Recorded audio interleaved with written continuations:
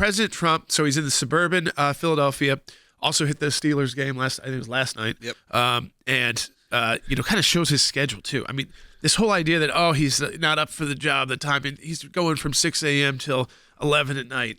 He's hitting, multiple football games, college football games. He's serving at McDonald's. So that was the key one. He shows up at McDonald's, not just which he's done before, I think, and bought, everybody's meal and things like that. But this time, the franchise owner, the supporter, let him go behind the counter, fry some fries, and then work, which I think he actually, honestly, I think it is a position he would love. He seemed to enjoy it. Which is the working the fries? No, working the drive-thru. The drive-thru and getting to do the window. Yeah. Because then you get to talk to different people. Every minute and a half, you got new people coming by. He seemed like he was having a blast. Of course, this was in response to Harris always talking about being an employee at McDonald's, but Trump has pushed back upon that. She admitted it from her real bio, which is not in her book. Yeah. And she talks about her whole time at Howard University, scraping by, but never talks about actually working at McDonald's. Yeah. And, it's one of those things where, if you did, you would have done it in the book because it's something that a lot of Americans around that age group. 1 in 8 Americans has worked at McDonald's. Including our mom. Yeah, of course. It's probably the most common job. It was one of the tougher jobs. She said people don't realize how hard it is, like the fries and all that, which haven't changed that much. Yeah. And, people getting hurt. And working those registers. This was back before technology with lots of people coming in, a new idea of this fast food thing.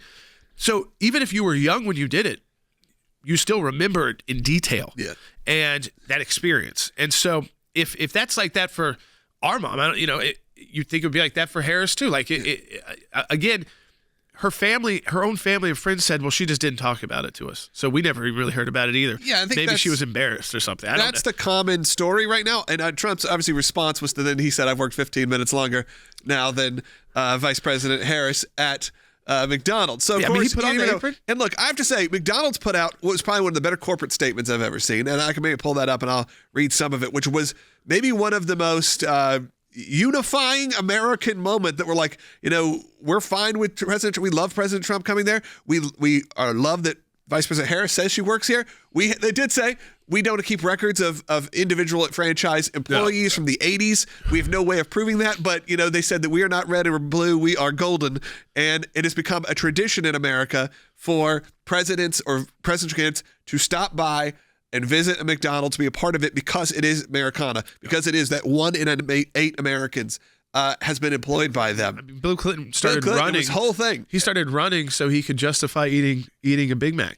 Once a week, and remember he'd go take the Secret Service out and run through D.C. to his McDonald's. It is interesting that you're running on Make America Healthy, the Maha people, and then you're also at a McDonald's. But you know what? I'll give it a pass. I don't care. I think it's everybody's kind of like their cheat meal. Yeah, it's also a reminder of being a kid. It's always those kind of things. Yeah, so it's comfort food. He likes it because one, it's simple. When you're flying around 20 different states, at least you know it's going to taste like. Consistency. Yeah. Consistency is important. I mean, he's not Mark Wahlberg. He's not going to just eat grilled chicken and matcha or whatever at 4 a.m. club. So yeah, so he is up. Have we played yet the MSNBC reaction, which was, to me, it's like, we really do live in 2 different countries right now. I mean, depending on where you get your news, because I think Republicans and kind of like everyday Americans who are not even that political see it as kind of a nice thing to do and in a moment it's very normal politics. Yeah. And MSNBC freaks out why would you ever do that? He's lost his mind because he has gone to a McDonald's. Even Drudge Report, which is not, Drudge's never been that big with Trump. Yeah. Tried to use it as made him look like the Ronald McDonald makeup. I'm like, no, I was like, I just don't think you're getting why he was able to win the first time. Right. Is that he can connect to people who care about that $5 value meal. And Absolutely. There's a reason why McDonald's has kept it. Let's play MSNBC's response. Yeah, it's wild. Go ahead. I mean, if you're on his campaign, and I know you are certainly not, I'm not making any implication of that, but what is the logic behind this, going to a McDonald's? I mean, we know the guy likes Big Macs and filet of fish, and he's used the word love to describe the way he feels about the food there before. But what's this about? There's no logic to it. It's a stunt. He has not put forth an economic agenda.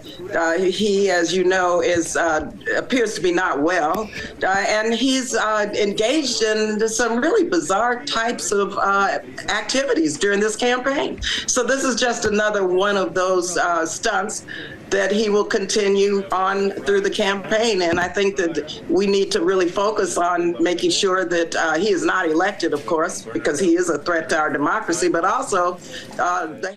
here's the thing. MSNBC does understand that for a lot of middle-class voters, even if you're hurting economically, you can usually afford to get your kid maybe a treat, maybe a Happy Meal at McDonald's. They actually follow the economy very closely. That $5 value meal has been extended through the end of the year because of the economy, so that people can get more food for less. And I think when they say, like, why would he even go there? Why would you spend your time?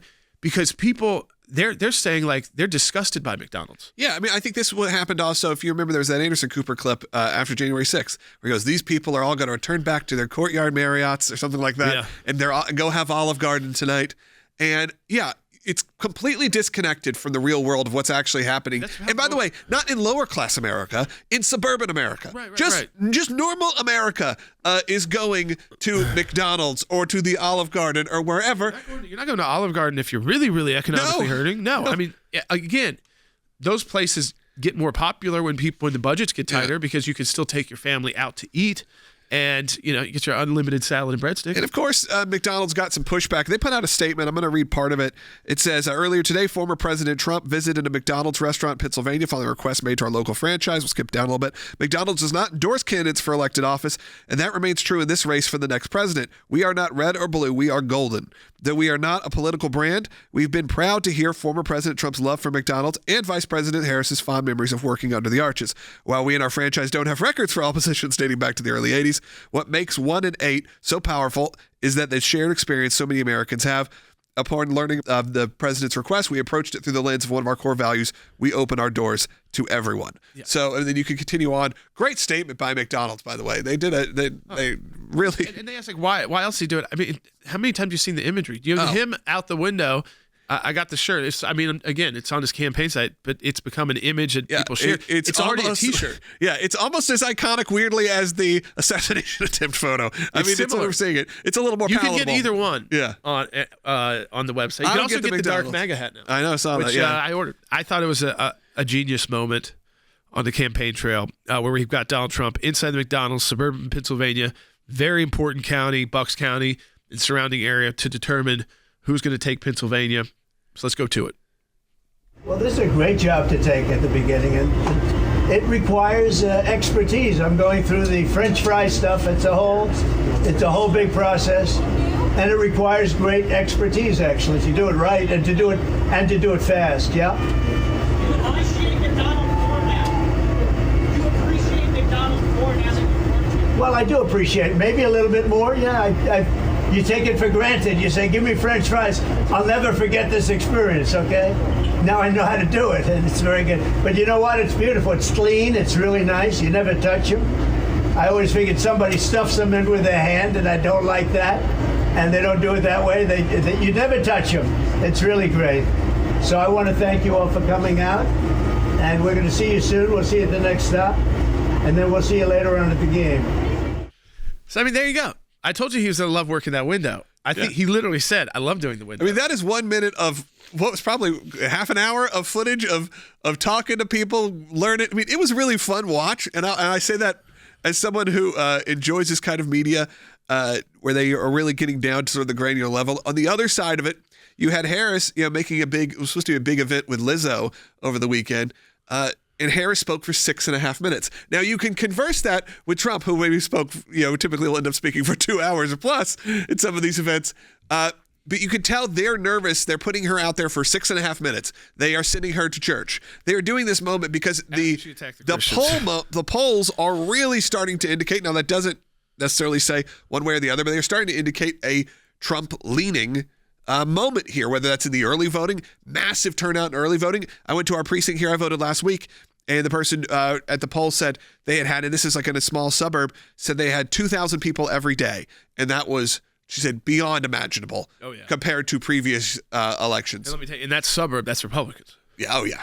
So the fact is, they got the message that we're telling people, which is early voting is different than absentee voting. Absentee is a last resort. I mean, you only do that if you really do think you're going to be out of town, and even through this early voting period, or that you're someone who is at the hospital, something like that, military, etc.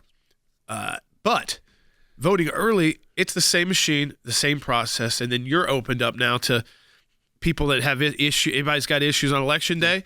You can help them out, and you know what? You're not going to have to wait in a 3-hour line. You don't have to worry about doctor's appointments. You don't have to worry about your kids being sick or your parents getting sick, or you getting sick. I mean, it's kind of like all of that. Get your vote in, and then it frees you up to get more people out to vote.